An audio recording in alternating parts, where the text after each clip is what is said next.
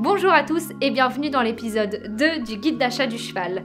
Aujourd'hui, nous allons nous concentrer à la partie qui concerne les essais de chevaux. Donc je vous rappelle que dans l'épisode 1, nous sommes focalisés sur comment chercher son cheval, sur quels critères. Antoine vous a donné plein de conseils. Et donc là, on part dans l'hypothèse que vous avez choisi les quelques chevaux qui vous plaisent et que nous allons les essayer. Alors c'est parti, on vous donne nos conseils.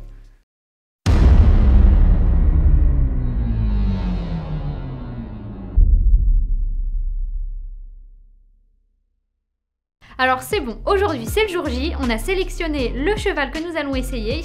Donc je vous conseille d'emmener avec vous votre bombe, vos bottes, des éperons au cas où et une cravache. Vous pouvez également prendre votre selle, mais demandez bien au cavalier ou au propriétaire si vous pouvez la mettre, si cela ne le dérange pas. Et surtout, je vous conseille de prendre vos étriers, surtout si vous n'utilisez pas votre selle, ça peut être un peu perturbant de monter par exemple avec des free jump alors que vous êtes habitué au flexon. Si vous avez d'éventuels problèmes de genoux, le but c'est d'être à l'aise sur le cheval que nous ne connaissons pas et qui nous fait tant rêver. Après ce petit trajet qui vous a sûrement paru un peu stressant, mais il ne faut pas stresser, vous arrivez dans cette écurie, vous rencontrez le propriétaire, mais vous pouvez également rencontrer le cavalier professionnel. Surtout si vous achetez des chevaux de sport, il est fort possible que le propriétaire ne soit pas le cavalier du cheval et que ce ne soit pas lui qui vous fasse essayer les chevaux. Dans les possibles essais que vous allez réaliser, il y a souvent deux cas. Une écurie classique ou chez un particulier où il y a le propriétaire et le cavalier professionnel. Donc ça peut être une écurie de loisirs, un centre équestre, une écurie d'un cavalier professionnel et de l'autre côté, les écuries de commerce. Au début de cette vidéo, on va se consacrer à la première partie qui concerne les petites écuries et on verra après les écuries de commerce où c'est un petit peu particulier. Alors, une fois que vous avez fait la connaissance du propriétaire, que vous êtes un peu allé voir le cheval au box ou au pré, selon où il est, je vous invite à fortement poser plein de questions à la personne qui connaît le cheval. Ses habitudes, est-ce qu'il a l'habitude d'aller au pré? Il faut vraiment que vous posiez toutes les questions, même celles qui vous paraissent les plus bêtes, pour voir si le cheval colle à la vie que vous allez lui offrir. S'il n'a pas l'habitude d'aller au pré pour X ou Y raison, c'est important de le savoir avant même de l'acheter. Si vous avez l'impression de poser trop de questions, d'agacer le propriétaire, ce n'est pas important. Il faut vraiment s'intéresser au cheval, poser des questions, même quitte à paraître lourd. Les questions sont quand même décisives et les réponses qu'ils vont vous apporter sont décisives dans votre choix final et ça peut faire pencher la balance entre deux chevaux sur lesquels vous hésitez. Ensuite vient le moment de la préparation. Donc là encore une fois, il y en a qui préfèrent ne pas préparer le cheval, chacun ses goûts. Nous on vous conseille quand même, surtout si vous êtes un cavalier amateur ou de loisirs ou de club ou quoi, de demander à préparer vous-même le cheval afin d'apprendre à le connaître. Ça va vous permettre de regarder par exemple le cheval en entier, chaque membre, chaque détail. Par exemple, pour mon expérience personnelle, Dakota, j'ai été l'essayer 3 fois. Et ces 3 fois, je l'ai préparée. J'avais pas vu qu'elle a une petite boule au niveau de la gorge. On l'a vu qu'à la visite d'achat et encore, c'est Antoine qui l'a vu. Alors que moi, j'avais scruté la jument minutieusement. Donc moi, c'est rien de grave, rien du tout. Mais sur un autre cheval, ça peut être quelque chose de grave. Par exemple, un mélanome. Pour les chevaux gris, Dakota, c'est un petit mélanome. Mais ça peut être quelque chose de beaucoup plus grave, comme une molette qui peut entraîner certaines complications dans l'avenir. Donc c'est important de vraiment scruter le cheval. Évidemment, au pansage, vous allez pouvoir examiner si le cheval a mal au ventre, si la jument a mal aux ovaires, si, par exemple, si elle a mal aux ovaires, vous pouvez savoir que ça va engendrer quelques frais derrière avec le traitement. Vous pouvez examiner la ferrure. Est-ce qu'ils ont une ferrure simple, avec des plaques? Pourquoi le cheval a des plaques? Cette ferrure, il faut bien la prendre en compte puisqu'il s'agira d'un budget assez conséquent ou voire pas conséquent si le cheval n'a pas de fer.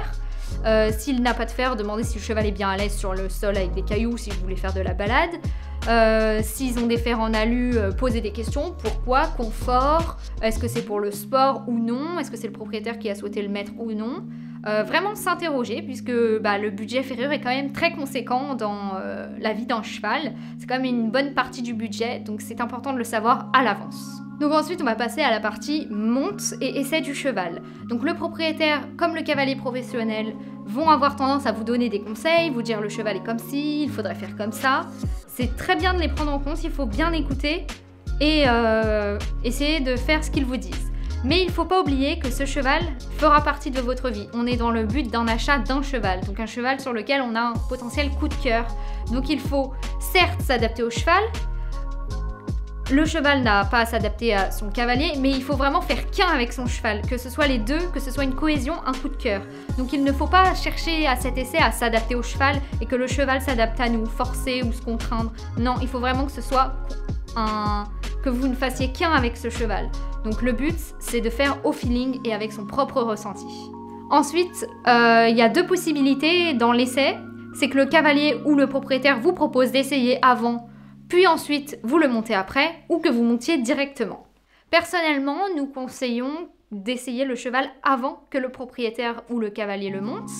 En effet, vous allez pouvoir voir comment le cheval est à la détente. Est-ce qu'il est froid? Est-ce qu'il il rechigne un peu au travail? Est-ce qu'il est volontaire? Est-ce qu'il est très sanguin, très sensible, très chaud?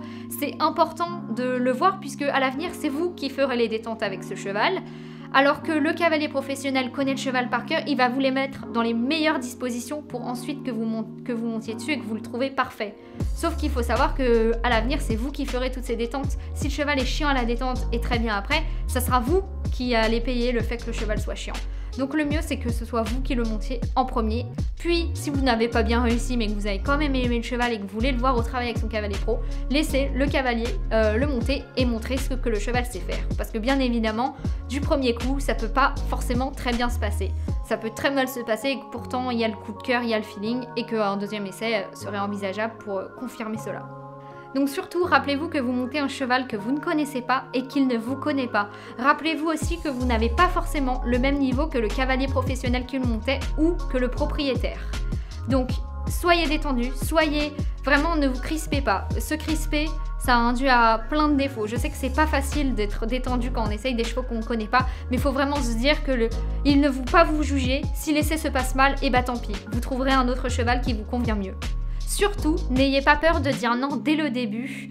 Cela évitera que vous perdiez du temps, que vous vous fassiez peur si vous avez des appréhensions, on ne sait jamais, blesser le cheval, que vous faites une mauvaise séance avec le cheval. Évitez de forcer si ça se passe pas bien dès le début et que vous avez envie de dire non, osez dire non. Le propriétaire ne sera que reconnaissant que vous ayez évité au cheval de sauter pour rien par exemple, alors que dès le début vous saviez que vous alliez dire non.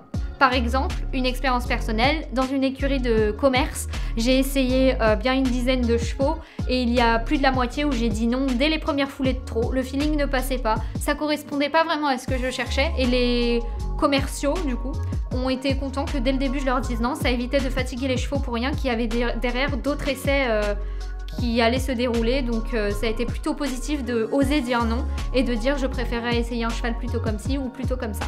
Si au contraire, dès les premières foulées de trot, ça se passe bien et que vous vous sentez à l'aise, alors poursuivez votre essai. N'hésitez pas à faire tous les petits exercices que vous avez envie de voir, surtout à laisser autant au cheval d'appréhender vos actions parce qu'il ne vous connaît pas, vous êtes peut-être moins précis ou alors vous avez peut-être un meilleur niveau que le propriétaire par exemple et vous allez demander peut-être des choses plus techniques, vous allez demander des choses différentes. Par exemple, encore un exemple me concernant, à l'essai de Dakota, je n'arrivais pas du tout à faire des sessions à la jambe parce qu'elle les faisait la plupart du temps avec sa propriétaire qui montait en selle de dressage et moi lors de l'essai, je montais en selle de saut donc j'avais la jambe beaucoup moins descendue. Du coup, Dakota avait beaucoup de mal à comprendre ce que je lui demandais. Mais ce n'est pas grave, il faut tester et oser poser des questions au propriétaire pour savoir pourquoi ceci ne marche pas trop bien, de poser des questions, demander comment le cheval fonctionne, quoi. Souvent, lorsqu'on essaye un nouveau cheval, on n'ose pas trop faire les choses et on reste trop discret. Il faut vraiment, dès ce premier essai, se mettre dedans et y aller pour vraiment essayer que le cheval vous montre de quoi il est capable. Si on reste un peu passif, le cheval va rester un peu derrière nous, il va pas aller jusqu'au bout dans ses mouvements et vous n'allez pas percevoir le potentiel que ce cheval a.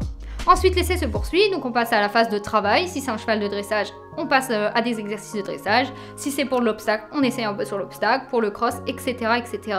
Pour ces premiers essais de chevaux, donc vous allez essayer un large panel de chevaux qui correspondent plus ou moins à vos critères. On vous conseille de pas forcément emmener votre coach avec vous, puisque de vous-même, vous allez sélectionner les chevaux qui vous plaisent ou qui vous plaisent moins. Vous pourrez, dans un second temps, lorsque vous effectuerez le deuxième essai, venir accompagner de votre coach qui vous aidera à vraiment cibler sur lequel vous orienter pour votre choix final. Si vous souhaitez acheter un cheval d'obstacle, on va se concentrer un peu sur cette partie puisque c'est celle que nous connaissons le mieux, c'est pas important de sauter très haut à cet essai. Sur le papier, on voit les résultats du cheval, s'il en a fait bien sûr, donc on sait de quoi il est capable. Sur le papier aussi, en fonction des origines, on peut savoir jusqu'à quelle épreuve il peut aller. Mais vous n'êtes pas obligé dès l'essai d'essayer de sauter des montagnes, de vous faire peur, puisque vous n'êtes pas un cavalier professionnel, le cheval ne vous connaît pas et vous ne connaissez pas le cheval, donc c'est normal que ce ne soit pas parfait et que vous ne pouvez pas sauter directement des montagnes avec ce cheval. Si c'est le cas, parce que vous avez un coup de cœur, il y a le feeling, très bien, osez tester, c'est très bien, osez demander à sauter plus haut, c'est très bien aussi, mais si vous n'arrivez pas et que vous arrêtez à un parcours d'1 mètre, c'est également très bien, parce que vous ne connaissez pas le cheval et faire un parcours propre à 1 mètre avec un cheval qu'on ne connaît pas, c'est déjà très bien.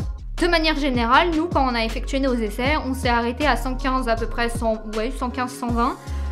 Même avec Dakota sur le parcours, j'ai fait beaucoup moins, c'était juste pour voir comment évoluer sur le parcours. Elle avait déjà fait des 125 très propres et sans faute avec son cavalier. Elle allait commencer les 130. Bien évidemment, moi, je n'ai fait que des 120, donc je n'allais pas faire un gros parcours à 120 avec la jument que je ne connaissais pas alors qu'elle avait tout juste 7 ans.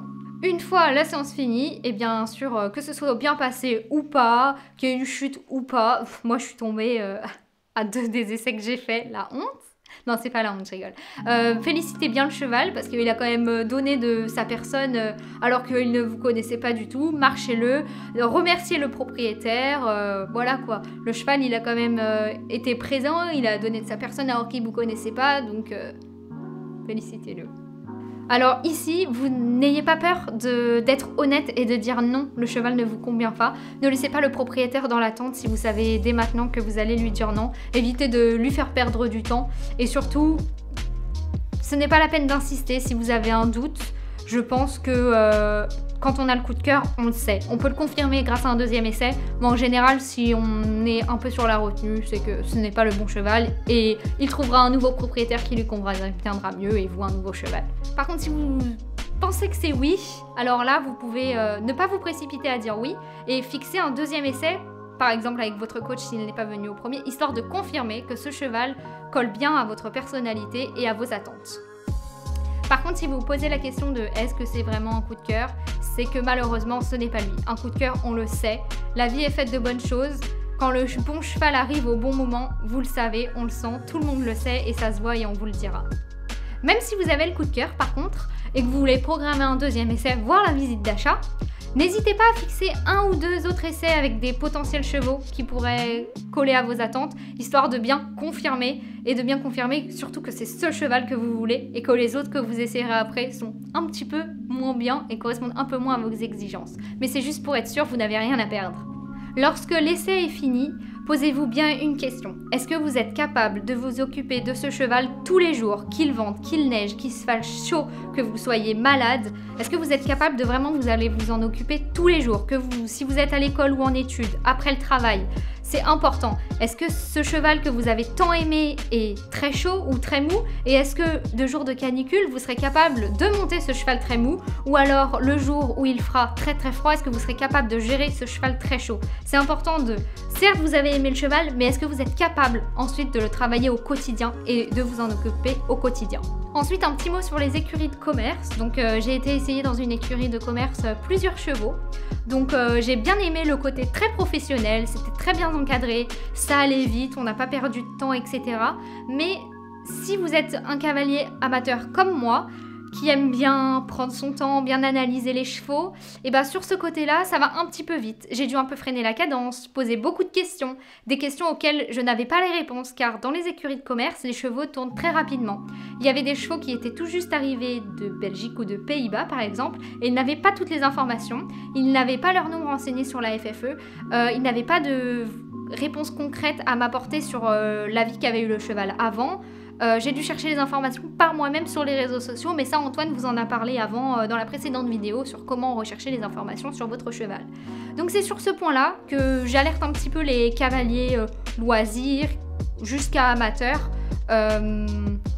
et qui aiment savoir d'où viennent leurs chevaux comme moi. Moi, c'était vraiment une des conditions, c'est savoir ce qui s'est passé avant que j'achète le cheval. C'était très important pour moi. Donc c'est sur ce petit point-là où je trouve que dans les écuries de commerce, ça va un peu vite. Donc surtout, ils sont très sympas les gens, mais n'hésitez pas à les freiner. N'hésitez pas à demander à vous-même préparer le cheval. Par exemple, moi, la jument que j'ai préférée dans l'écurie de commerce, plusieurs fois, je m'en suis un petit peu occupée. Sur les 2 fois où je suis allée l'essayer, je m'en suis occupée. J'ai bien examiné, malheureusement très rapidement, puisqu'ils n'ont pas autant de temps qu'un propriétaire et un cavalier professionnel. J'ai pu un peu examiner son corps, mais ça restait relativement rapide et ça s'enchaînait quoi. Et un autre point que j'ai remarqué dans les écuries de commerce, c'est qu'ils ils ont l'habitude des groupes, des gros propriétaires, des cavaliers professionnels qui achètent plusieurs chevaux très rapidement. Et des fois, ils associent aussi ces cavaliers amateurs à ce système. Et ils nous disent que si on n'achète pas le cheval tout de suite, le cheval va partir. Dans ce cas-là, ne vous mettez pas la pression à vous dire « faut vite que je l'achète avant qu'il parte ». Non, si le cheval est acheté par quelqu'un d'autre, c'est qu'il n'était pas fait pour vous. Je répète, souvent l'achat d'un cheval au coup de cœur, c'est une coïncidence et on vous l'a mis sur votre chemin. Donc s'il n'est pas vendu à une autre personne et qui, par chance, reste là, c'est qu'il est fait pour vous. Mais s'il est vendu, eh ben continuez vos recherches, vous en trouverez un autre, ce n'est pas grave. Le mot de la fin, donc allez à vos essais sereins, c'est pas un entretien d'embauche, vous êtes là pour vous faire plaisir, trouver votre moitié pour la vie, pour le sport, pour une courte période si vous avez l'intention de revendre le cheval plus tard comme vous voulez. Vous êtes là pour prendre de l'expérience, essayer différents chevaux ne fait que progresser. Ça vous fait comprendre quel style de cheval colle à votre personnalité, quel style de cheval vous freine un peu et vous ne souhaitez pas acquérir. Donc surtout faites-vous plaisir et puis profitez du moment. Si cette vidéo vous a plu, n'hésitez pas à l'aimer. Vous pouvez poser vos questions en commentaire ou sur nos comptes Instagram que Antoine va mettre ici. N'hésitez pas à partager auprès des cavaliers que vous connaissez et qui cherchent à acheter un cheval et qui se posent des questions donc, sur toutes les étapes de l'achat d'un cheval. N'hésitez pas à vous abonner bien sûr pour ne pas rater la sortie de l'épisode 3 qui concernera la visite d'achat du cheval, donc la visite vétérinaire et quoi faire, à quel moment, parce que c'est un peu une partie stressante pour certains. Et on en a 3 à notre actif, donc c'est avec grand plaisir qu'on vous partage cette expérience. Et puis, si vous n'avez pas vu l'épisode 1 qui concerne la recherche, je vous invite à aller la voir. Donc, on met le petit ici. Et puis sur ce, on vous fait plein de gros bisous et à bientôt.